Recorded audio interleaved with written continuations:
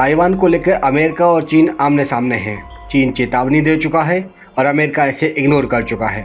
दोनों के बीच ताइवान को लेकर सीधे जंग होने की भी बातें मीडिया में चली हैं।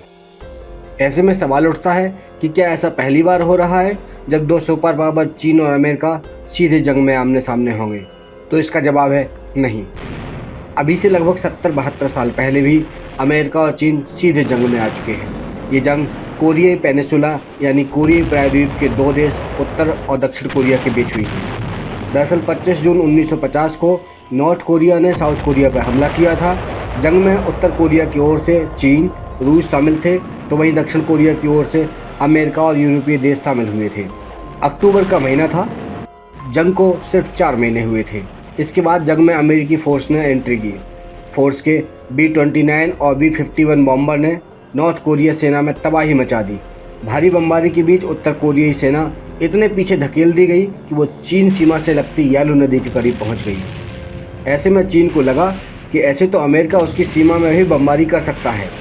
चीन के सबसे बड़े नेता माओ तुंग के आदेश पर 2 लाख सैनिक सीधे जंग में कूदे। चीनी हमले से अमेरिकी सेना को भारी नुकसान हुआ।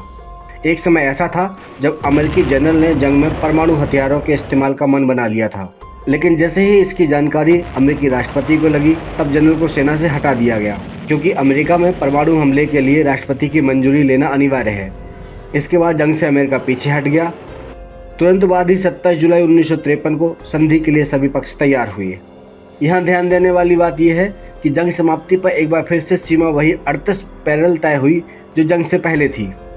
3 साल तक चली इस जंग में दोनों तरफ के करीब 28 लाख से ज़्यादा नागरिक और सैनिक मारे गए।